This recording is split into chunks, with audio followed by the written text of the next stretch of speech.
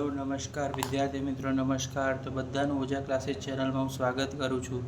તો વિદ્યાર્થી મિત્રો, ચેનલ સબસ્ક્રાઈબ ના કરીએ તો સબસ્ક્રાઈબ કરી દેજો. આજનો વિડીયો છે તે ધોરણ 6માં વિષય ગણિતમાં ચેપ્ટર નંબર 2 અપૂર્ણાંક અને દશાંશ સંખ્યાઓમાં છે, જેમાં આજે પ્રશ્ન નંબર 6 જોવા જઈ રહ્યા છે. એક ગુણાકાર કરી મિશ્ર અપૂર્ણાંકમાં દર્શાવો.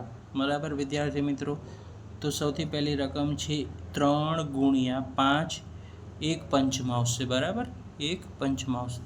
તો વિદ્યાર્થી મિત્રો, સૌથી પહેલાં આપણે જુઓ 3 લખ્યા ગુણાકાર. હવે 5 ગુણ્યા 5 એટલે કેટલા થઈ જાય? જો સૌથી પહેલાં મિશ્ર અપૂર્ણાંક તમને સમજાવ કઈ રીતે કરવાનું. તો કે 5નો ઘડિયો 5 સુધી બોલવાનો એટલે કેટલા થઈ ગયા? 25. અને 25માં આ એક સંખ્યા છે ને શું કરો? પ્લસ કરી નાખવાનું. 25માં એક ગયા તો કેટલા થઈ ગયા? અહીંયા 26. કેટલા થઈ ગયા? 26. તો આપણે અહીંયા આન્સર કેટલો મળ્યો? તો આ બંનેનો ગુણાકાર કરવાનો, 5 ગુણ્યા 5, અને જે આ સંખ્યા આપી એને પ્લસમાં કરવાનો, એટલે કે સરવાળો કરવાનો. તો અહીંયા 26 આવ્યું, ખબર પડી ગઈ, રાઈટ? આ રીતે મિશ્ર અપૂર્ણાંક થાય. 5 ગુણ્યા 5 અને એકનો શું કરવાનો? પ્લસ કરી દેવાનો. તો 26 આવ્યા. 26ના છેદમાં 5 છે એ આપણે 5 જ લખવાના. બરાબર, ક્લિયર થઈ ગયું? આ બંને સંખ્યાનો ગુણાકાર અને પહેલી સંખ્યાનો સરવાળો કરવાનો. તો ખબર પડી ગઈ વિદ્યાર્થી મિત્રો? તો 3 ગુણ્યા 26ના છેદમાં 5. તો આપણે ફરીથી લખશું 3 ગુણ્યા 26ના છેદમાં આપણે કેટલા લખશું વિદ્યાર્થી મિત્રો? 5 લખવાના, રાઈટ? તો હવે 26 ગુણ્યા 3 તો આપણે કેટલા થાય? 78 થઈ જાય.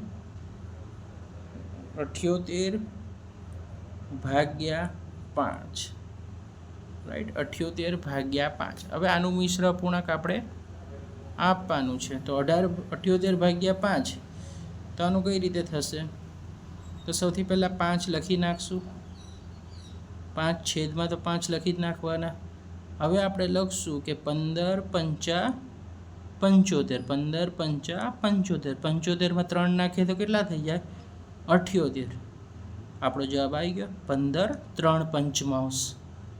બરાબર, ક્લિયર છે? હવે બીજો દાખલો બી છે. સૌથી પહેલાં 5 ગુણ્યા 6 3/4. તો આ બંને સંખ્યાનો શું કરવાનો વિદ્યાર્થી મિત્રો? ગુણાકાર કરો. તો સૌથી પહેલાં 5 લખો. હવે તમને ખબર પડી જશે 4 6 24. 24માં 3 નાખીએ તો કેટલા થાય? 27. તો 27ના છેદમાં 4. તો હવે શું કરો? 5 ગુણ્યા 27ના છેદમાં 4. તો 27 પંચા કેટલા થશે? 135. તો 135 ભાગ્યા 4. તો સૌથી પહેલાં શું કરવાનું વિદ્યાર્થી મિત્રો? 4 લખી કાઢશું. 33 ગુણ્યા 4 એટલે 132. 132માં 3 નાખે તો કેટલા થઈ જશે? 135. તો આપણો જવાબ આવી ગયો 33 ચોક 132 અને 3 135. એટલે જવાબ આવ્યો 33 3/4. રાઈટ? આ શું છે? બંનેના આન્સર છે. 7 ગુણ્યા 2 1/4. તો સૌથી પહેલાં આપણે 7 લખી નાખશું. હવે આ બંનેનો ગુણાકાર 4 દુ કેટલા થાય? 8. 8માં 1 નાખીએ તો કેટલા? 9. તો 9/4 થઈ જાય. જો ફરીથી 4 દુ 8, 8 ને 1 9, તો 9/4. તો 7 નવા કેટલા થઈ જશે વિદ્યાર્થી મિત્રો? 63. 7 નવા 63. 63ના છેદમાં 4. 63ના છેદમાં 4. તો હવે આપણે 4 તો છેદમાં લખી જ નાખવાના. હવે આપણે 63 લાવવાના છે. તો 15 ચોકું કેટલા થઈ જશે? 60. 60માં કેટલા નાખીએ તો 63 થાય? તો કે 3. 15 3/4. ઓકે, હવે છે 4 ગુણ્યા 6 1/3. તો આ બંનેનો ગુણાકાર 6 તેરી કેટલા થઈ જાય? 18 ને 1 19.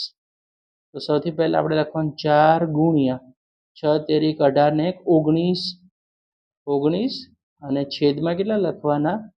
3. રાઈટ. હવે બંનેનો ગુણાકાર 4 ગુણ્યા 19. તો 19 ચોકું કેટલા થઈ જાય? 76. તો 76 ના છેદમાં કેટલા લખવાના? 3. બરાબર.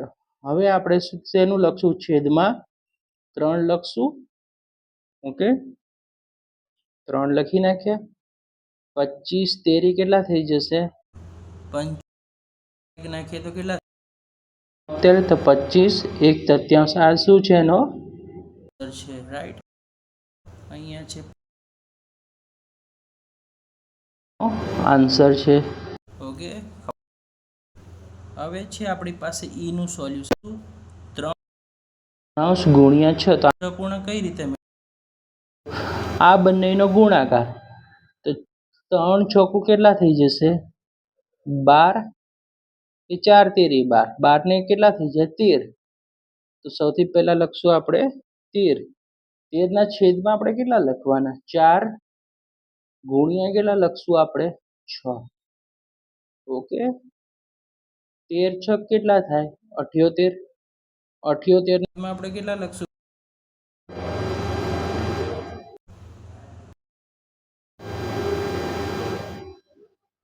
78 ના 4. આપણે 78 ના છેદમાં કેટલા લખી નાખ્યા? આપણે 4 લખી નાખ્યા. ઓકે, આને આપણે અડધા કરવા તો પણ કરીએ કે?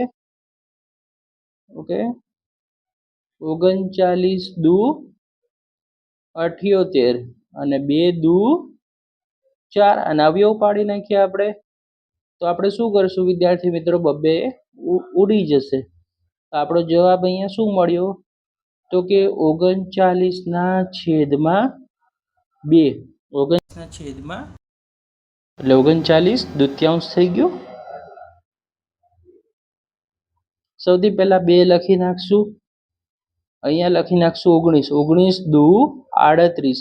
38 માં કેટલા નાખીએ તો 39 થાય વિદ્યાર્થી મિત્રો? 1. 19. હવે છે 3 2/5 ગુણ્યા 8.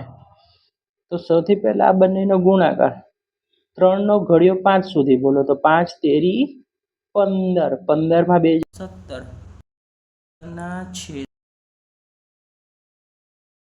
છેદમાં 5 ગુણ્યા 8 કરી નાખો. તો સૌથી પહેલા 8. તો 17 8